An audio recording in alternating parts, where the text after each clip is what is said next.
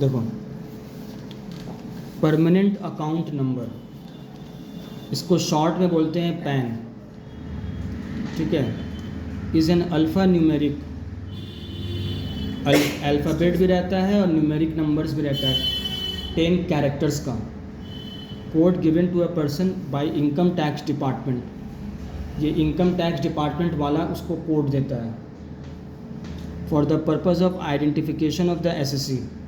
SSC जो होता है उसका आइडेंटिफिकेशन के लिए तुम 2 नहीं बनवा सकती हो, 2 बनवाओगी पता चल जाएगा तो तुमको अच्छा से फिर खातिरदारी करेगा, ठीक है। A person can have only 1 pan, ठीक है। Allotment of pan on application, किसके लिए कंपलसरी है ये अप्लाई करना? Compulsory application for allotment of pan. अरे यार, यहाँ किताब लेकर बैठी हो दोनों, तो लेकर बैठे, देखो ना इसमें।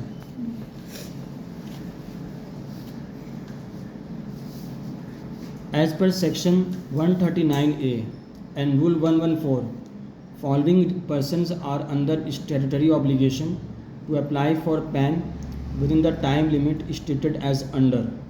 यहाँ पर कुछ पर्सन्स के बारे में बोला गया है कि इन लोगों के लिए कंपलसरी है, कितना टाइम लिमिट के अंदर में इन लोगों को अप्लाई करना होगा पैन के लिए, ठीक है।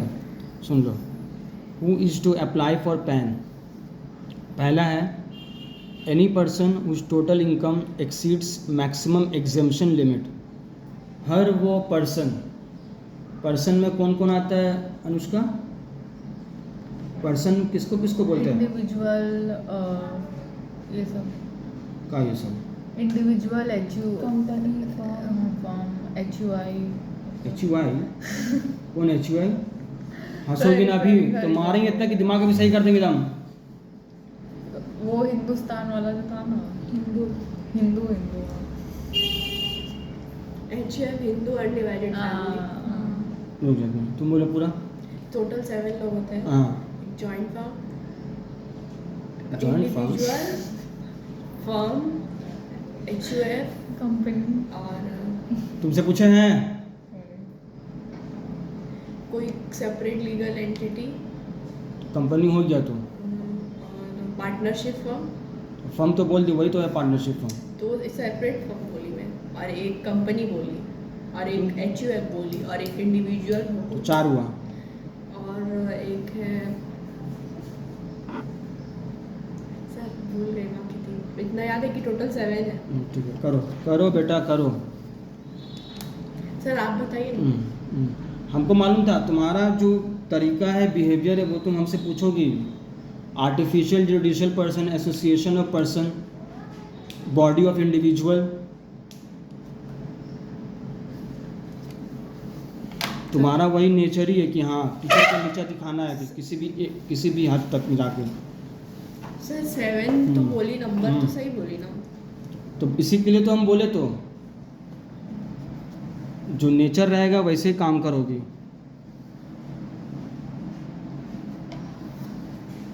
कोई भी पर्सन है जो एग्जेम्पशन लिमिट है स्लैब रेट के हिसाब से, जैसे एक एग्जांपल था 3 लाख रुपए तक है, वो अगर किसी का क्रॉस कर रहा है, उन लोगों को पैन कार्ड के लिए अप्लाई कर देना है। टाइम अभी बताएंगे, पहले सिर्फ उन लोगों के बारे में बता रहे हैं। दूसरा है any person, any resident person other than an individual को छोड़ के, which enters into a financial transaction of an amounting aggregating to ₹2,50,000 और मोर इन ए फाइनेंशियल ईयर। कोई भी रेजिडेंट पर्सन इंडिविजुअल को छोड़ के अगर वो कोई भी ट्रांजैक्शंस पे 2.5 लाख का अगर ट्रांजैक्शंस पे वो एंटर कर रहा है एक फाइनेंशियल ईयर में, बैंक के थ्रू पता चल गया कि मेरा ट्रांजैक्शन 2.5 लाख का हुआ है, ठीक है, 2.5 लाख या उससे ज़्यादा, तो उसको भी पैन कार्ड के लिए अप्लाई करना पड़ेगा, कंपलसरी है इसके लिए। Any person who is the managing director, partner, trustee, author, founder, karta, chief executive officer, principal officer और office bearer of the person referred above और एनी पर्सन कंपिटेंट टू, ये तो बोल दिया, स्पेसिफिकली मेंशन कर दिया नाम, अब बोल रहा है और any person competent to act on behalf of the person, और कोई भी पर्सन जो ऊपर में जितना नाम दिया हुआ है उसके बिहाफ में वो एक्ट कर रहा है अगर, ठीक है, और who intends to enter into prescribed transactions, और जिसका इरादा होगा इनके ट्रांजैक्शंस पे एंटर करने का, तो उन लोगों को भी पैन कार्ड के लिए अप्लाई करना होगा। सर काटता क्या होता है? करता देख लो अब, करता देख लो अब, रेसिडेंशियल स्टेटस में पढ़ाए थे, उसको कुछ नहीं, एकदम अधमरा का तरह बस पढ़ा रहना है, नशा करना है, फिर पढ़ जाना है। Head of the family. करता धरता सर, करता धरता जो हिंदी में बोलते हैं।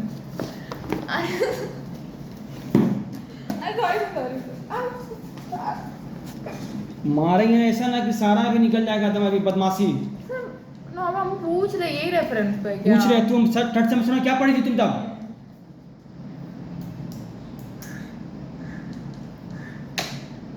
तुम लोग अब दूसरा का कुछ भी नहीं बिगाड़ोगी, अपना ही मजाक उड़वा रही हो, ये बात तुम जान लेना।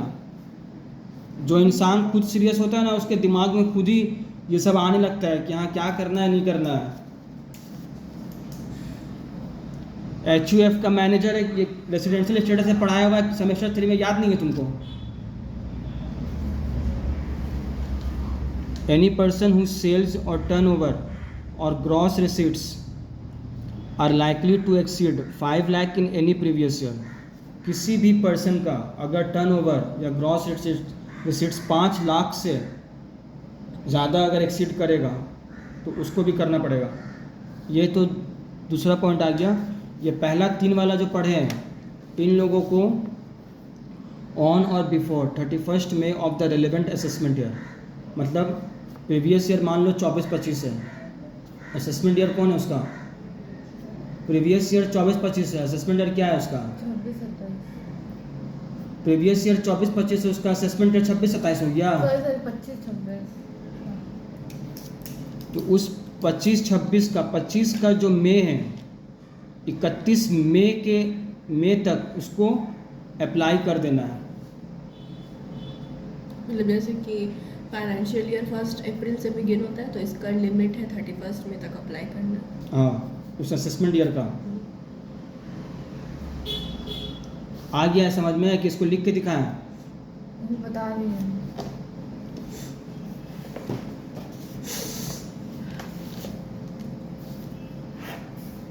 ये 24-25 है प्रीवियस ईयर। प्रीवियस ईयर वो कुछ पैसा कमाया जो उसका। हाँ, अब इस जो इन लोग क्राइटेरिया फुलफिल अगर हुआ है 3 का, उसके लिए तो उसको 25 का 31 मई तक अप्लाई कर देना है, क्योंकि इसका असेसमेंट ईयर 25-26 है। अब यहाँ पर दूसरा शुरू हो रहा है। ये पहला बता दिए, जिसका income gross receipts turnover, income नहीं टर्नओवर ग्रॉस रिसीट्स या सेल्स है, ठीक है, इनकम नहीं है ये, ठीक है, सेल्स है, टर्नओवर है, ग्रॉस रिसीट्स है। ये अगर 5 लाख से ज़्यादा हुआ तो any person who is required to furnish return under section 139 sub section 4 है। मतलब जैसे कि जो ट्रस्ट और चैरिटेबल इंस्टीट्यूशंस होता है, जिसको इस सेक्शन के अंदर रिटर्न फाइल करना होगा, तो वो उसको भी अप्लाई करना होगा, कंपलसरी है इन लोगों के लिए। रिटर्न फाइल मतलब आईटी का फाइल जो रिटर्न हाँ, होता है। इस सेक्शन के अंदर। सर आईटी फाइल क्या है, मतलब कितना लाख इनकम होने से? हाँ रुक जाओ, बाद में आएगा अभी कहानी। मतलब क्या रिटर्न करना नहीं समझ में अपना इनकम टैक्स उसको जो पे करना है, तो रिटर्न फाइल होता है, ठीक है, रिटर्न में पूरा इन्फॉर्मेशन प्रोवाइड करना पड़ता है कि कहाँ से उसका इनकम आया, क्या आया। तो इस सेक्शन के अंदर किसी को अगर फर्निश करना है, प्रोवाइड करना है, तो उसको उसके लिए भी मस्ट है अप्लाई करना PAN card. Any person who is entitled to receive any sum और income on which tax is deductible under in any financial year. कोई भी पर्सन है जिसके लिए टैक्स, जिस पर टैक्स लगेगा मान लो, तो उसके लिए भी अप्लाई करना है। कब करना है? उसी फाइनेंशियल ईयर का, मान लो 24-25 है, हाँ, तो इसका एंड डेट जो है 31 मार्च है। इस डेट तक उसको अप्लाई कर देना है। आ गया समझ में? मतलब उसी घर के अंदर में करना है। कुछ पूछना है? Any person who requires export import code, कोई भी आदमी एक्सपोर्ट इंपोर्ट जो करता है ना उसके लिए कोड मतलब इशू होता है। वो अगर एक्वायर कर रहा है, रिक्वायर्स है, जिसको ज़रूरत है, तो एक्सपोर्ट और इंपोर्ट करने से पहले वो पैन कार्ड के लिए अप्लाई करेगा। ये सब क्यों बताया जा रहा है? तुम मान लो फॉर्म खोल के बैठी हो, तुम्हारे पास एक आदमी आया बिजनेस सजेशंस के लिए, बोला कि हमको एक्सपोर्ट इंपोर्ट का बिज़नेस करना है, क्या करना होगा? तुम बोले कि देखिए उसके लिए पहले आपको पैन कार्ड अप्लाई करना होगा। तुम उसको बिजनेस डिसीजंस दे रही हो, मतलब बिजनेस सजेशंस प्रोवाइड कर रही हो, तो फ्री में प्रोवाइड नहीं करता है कोई, उसके लिए पैसा चार्ज करता है। समझ में आ गया? तो तुम बोलोगे हम वो एक्सपोर्ट इंपोर्ट कोड भी इशू आपका करवा देंगे, उससे पहले आपको पैन कार्ड बनवाना होगा। समझ में आ गया? तो एसएससी अंडर द जीएसटी के अंदर है, जीएसटी रजिस्ट्रेशन करवाने से पहले पैन कार्ड बनवाना होगा। ठीक है? Any person intends to enter into a specified transaction 1, अच्छा यहाँ लिखा हुआ है, ये 1 यहाँ पर है। ठीक है? कोई भी आदमी ऐसा ट्रांजैक्शंस पे एंटर कर रहा है, जैसे कि मान लो कैश डिपॉजिट एक फाइनेंशियल ईयर में 20 लाख या उससे ज़्यादा का अगर कर रहा है वो, ठीक है, और उसका एक या एक से ज़्यादा अकाउंट है, बैंक अकाउंट, ठीक है, बैंक में डिपॉजिट करे या कोऑपरेटिव बैंक में या पोस्ट ऑफिस में, ठीक है, तो उसके लिए भी है उस ट्रांजैक्शंस को एंटर करने के पहले 7 दिन पहले उसको पैन कार्ड के लिए अप्लाई कर देना होगा। कुछ पूछना है? 20 लाख होने से पहले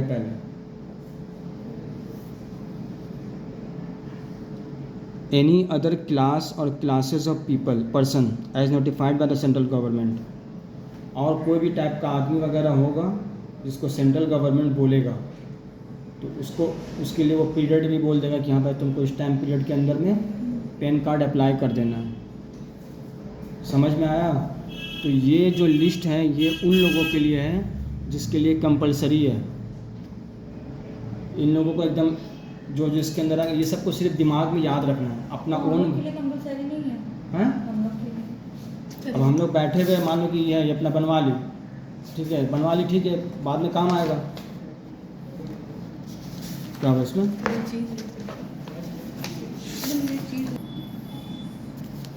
देखो,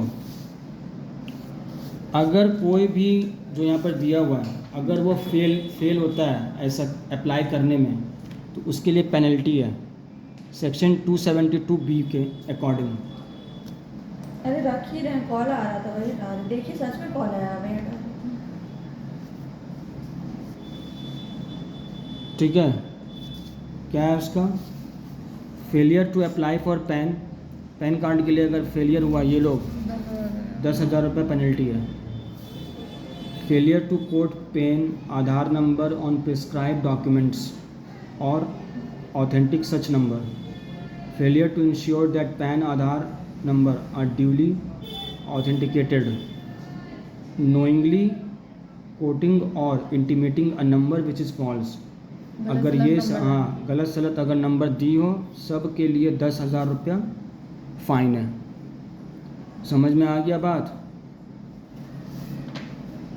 हाँ, यहाँ तक आप लोग पढ़ के आइएगा पूरा, इसको दिमाग में रखना है, एक दिन में दिमाग में नहीं बैठेगा। मुझे फोटो लेना। फोटो लो, फोटो लेने के बाद उसको तुम्हारे पास बुक नहीं है? नहीं है।